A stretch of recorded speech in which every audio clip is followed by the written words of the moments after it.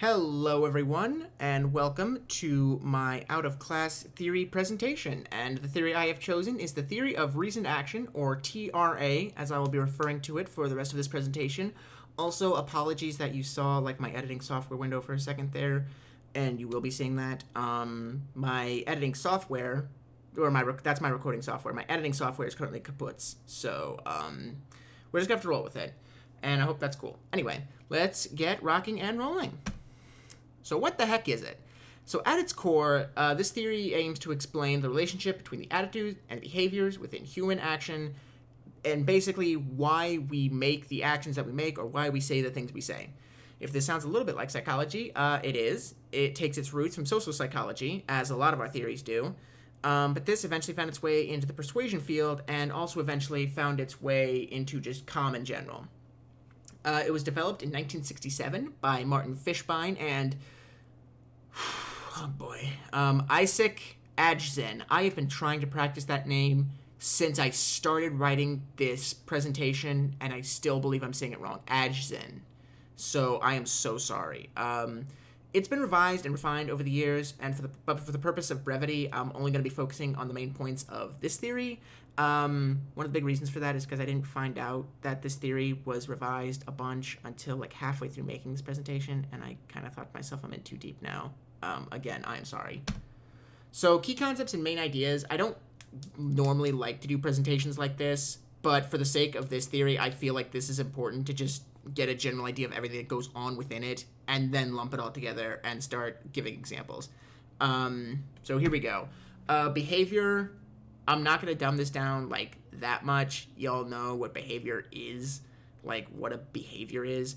But within TRA, the theory itself attempts to predict and explain the intentions behind the behavior and why we make the behaviors that we do.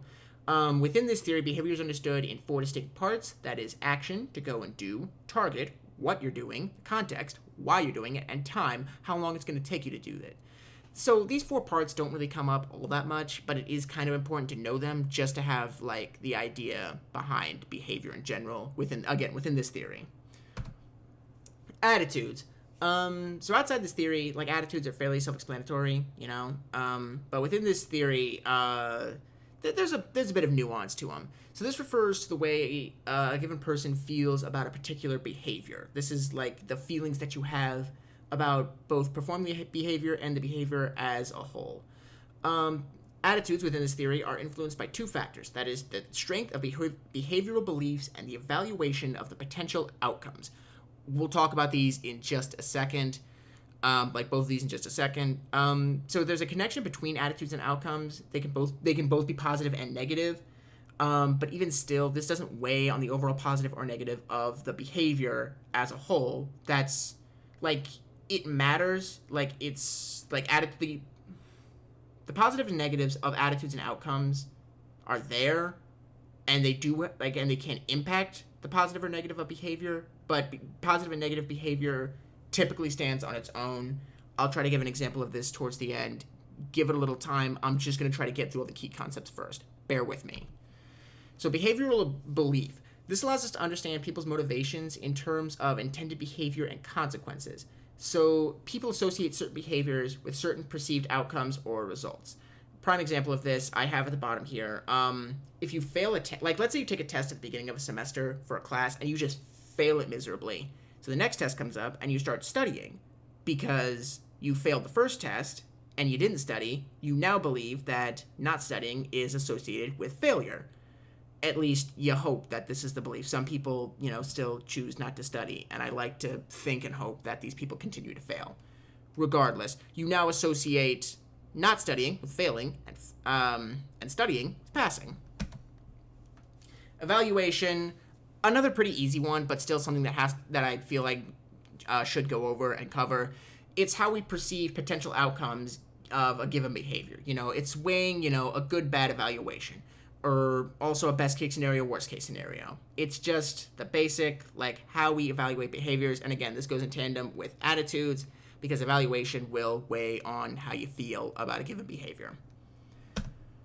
Subjective norms. This is the way This is the way perceptions from important in-groups, i.e. your friends, your families, your general loved ones, anyone like that, will affect how a person will perform an action or if they'll perform the action at all.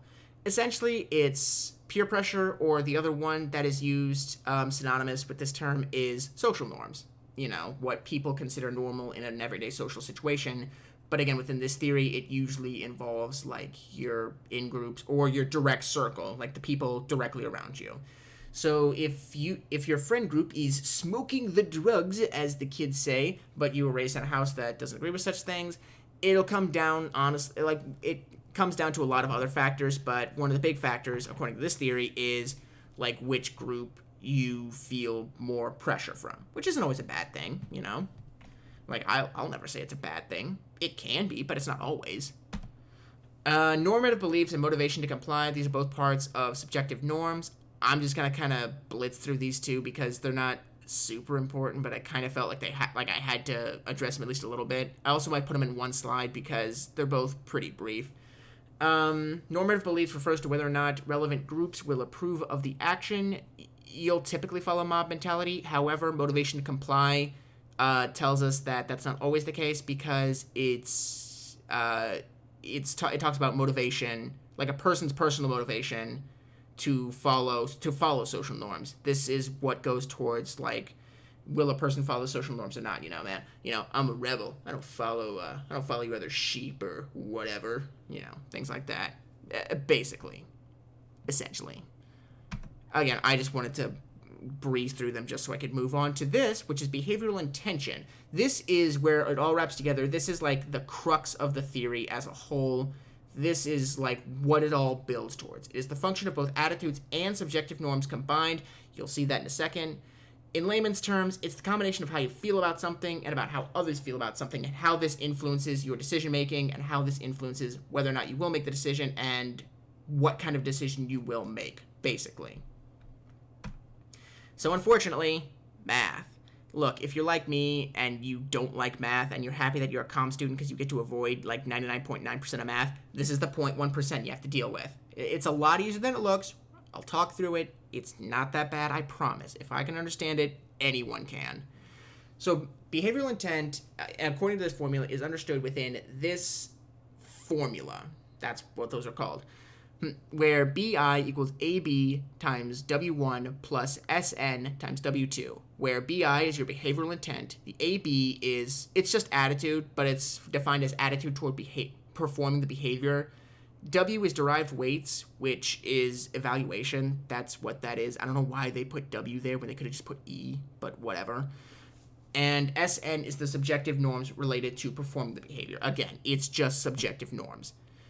So what this is saying is that you weigh your attitudes towards the belief, you weigh the subjective norms towards the belief, you mash these two together, and that gives you your behavioral intent, and that is what defines A, whether or not you'll perform the behavior, and B, like what kind of behavior you will perform, essentially. That's what this theory is all about. It's about predicting what BI is going to be.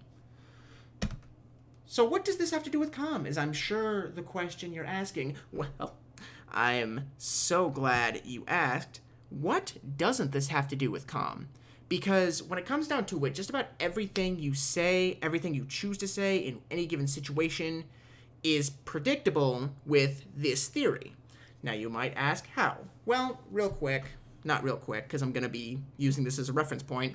Let's go back to our formula here. No, don't focus on anything else. Focus on the formula. Okay, if you need like the other stuff at the bottom there, for like a reference, use that too. But for right now, focus on this formula because this is our main point here. So let's take an example. And the example I want to use, because it's coming up fairly soon, Thanksgiving. Thanksgiving is coming up. Sorry, Halloween. I'm going to have to skip you for a second. But anyway, Thanksgiving's coming up, and we all, have the horror stories of, a relative's coming to town, and we've got the one uncle, or maybe your whole family's like this, where they tend to say some stuff that maybe you don't agree with. And that's totally cool. I will not judge you for whatever you believe. It's your ideas, it's your belief. But let's say you've got this uncle who comes in and he says something that you really think is uncool. and you want to say something back. Bam, BI. I am sorry, I didn't mean to click. Bam, that's your BI. Behavioral intent is wanting to say something back. So, you gotta wait. So first, you've got your attitude towards performing the behavior. How bad do you really want to say this? Like, are you, you're weighing this, how badly do you want to say this thing that you want to say? And what kind of thing do you want to say? So let's look at that and say, okay, this is something I really, really strongly believe in. I really and fully believe that what my uncle said is wrong. I am very passionate about this. I have a lot to say about this. So this is something that you really want to do. So your attitude toward performing a behavior is, yeah, I want to do it. I really want to do it. Then now let's look at subjective norms relating to the performing of the behavior. So this is looking at immediate circle around you. Let's say, for all intents and purposes, that your family, where you're having Thanksgiving, mostly leans in the same direction as your uncle, the one who said the thing. So you know that a lot of people probably aren't going to be on your side if you say this thing, which isn't good for you, because you know that if you say this thing, you're pretty much going to be alone when you say it. You're standing on your own here. So you've got the subjective norms surrounding that, and those are pretty negative because, again, most of your family is going to be against you on this. But you've got your own attitudes, which are positive because you believe really strongly in this thing. You think, yeah, this is something that I'm really passionate about, it's something I know a lot about, and I want to say something about it. So you've got the negative, you've got the positive, and you're saying to yourself, yeah, I'm going to say something.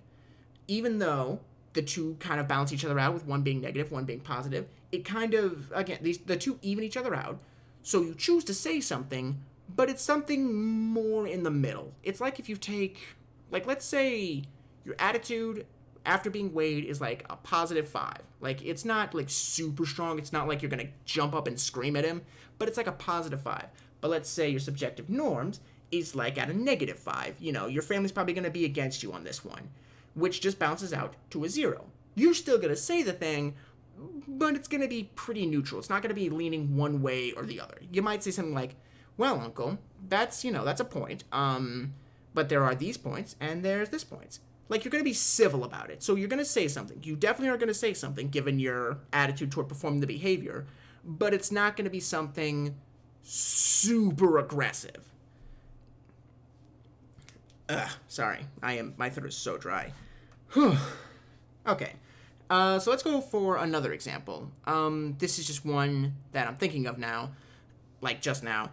Let's say you're hanging out with some friends, but they invited this one person who you don't really like, but they kind of put up with because they're oh, come on, it's just that guy, he's fine, they kind of laugh off a lot of his stuff. You don't like him, though. You really don't like him. So let's say he says some junk, and you're like, whoa, that's not cool. So you're about to fire back with something. But, record scratch, freeze frame, this formula pops up in your head. And you're like, okay, my behavioral intent is to say something. What's my attitude about performing the behavior?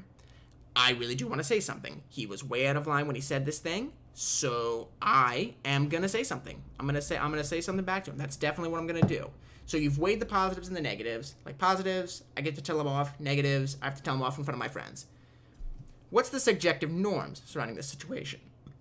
Now I'll split this. I'll diverge this into two separate little categories. Let's say in one area, all the friends laughed at what he said. They're all laughing along, ah ha ha, that's so funny. Suddenly your subjective norm is very negative because all the friends completely agree with what he has said, which basically almost completely nullifies your attitude toward performing the behavior, because now you're sitting there going, well, is my attitude the one wrong one? Because I was the only one who didn't laugh. So maybe this means that you don't say anything at all. Maybe you just make a face and you just don't say anything.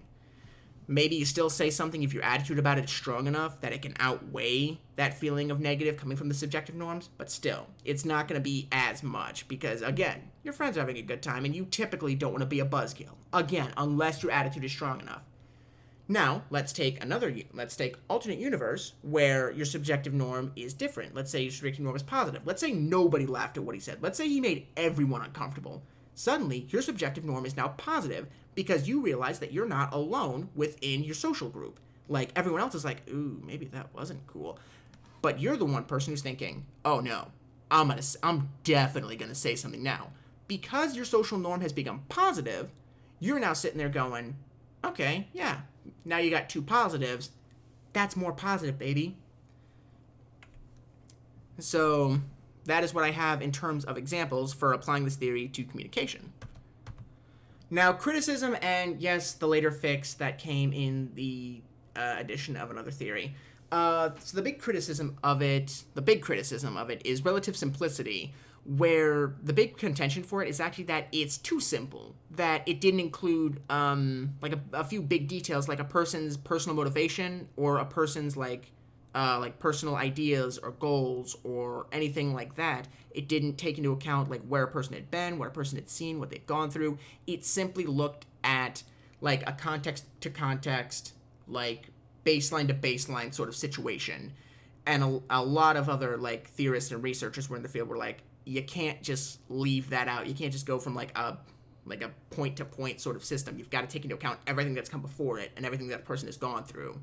Like, that's something that has to be included, which was later addressed in a later theory, which was the theory of planned behavior, which is almost the exact same as theory of as TRA, except that this included the addition of perceived behavioral control, which is the perception of how easy or difficult it is to perform an action. And this, again, included like a person's morality, a person's general ideas, like what a person like believes and what they've been through and what they've seen and all this stuff, and takes that into account within this perception.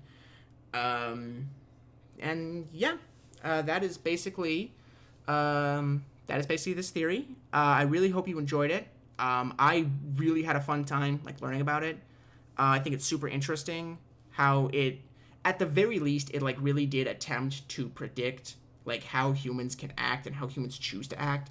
So I liked it a lot for that. And yeah, I hope you all liked it as much as I did. And thank you all very much. And this is just my works cited.